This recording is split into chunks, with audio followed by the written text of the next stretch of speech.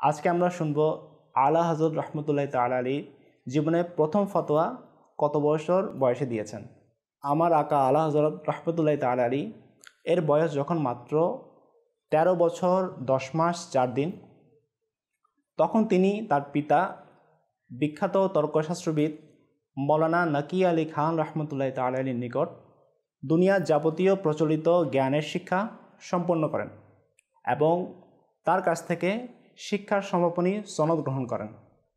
যেদিন সনদ গ্রহণ করেন সেই দিনই আলা হযরত রহমতুল্লাহ তাআলা আলাইহি একটি প্রশ্নের জবাবে ফতোয়া লিখে জীবনের প্রথম ফতোয়া দানে কৃতিত্ব অর্জন করেন। আলা হযরত রহমতুল্লাহ তাআলা আলাইহি দেয়া এই ফতোয়াটি সঠিক এবং নির্ভুল হওয়ায় পিতা রহমতুল্লাহ তাআলা আলাইহি তাকে মসনদে ইফতা তথা ফতোয়া দানের আসনে সমাসীন করেন, সুবহানাল্লাহ, এবং তাকে ফতোয়া দানের ক্ষমতা অর্পণ করেন।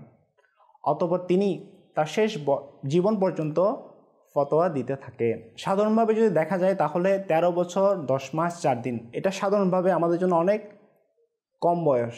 এই বয়সের মধ্যে একজন শিশু দুনিয়াবি সকল ইলম শেষ করা এবং সনদ গ্রহণ করা এবং সেই দিনই ফতোয়া দানে গ্রহণযোগ্যতা অর্জন করা, এটি একটি অস্বাভাবিক বিষয় আমাদের জন্য।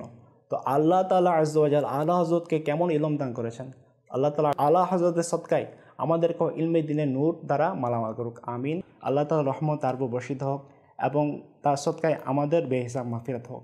সল্লু আলাল হাবিব সাল্লাল্লাহু তাআলা আলা মুহাম্মদ সাল্লাল্লাহু তাআলা আলাইহি ওয়াসাল্লাম।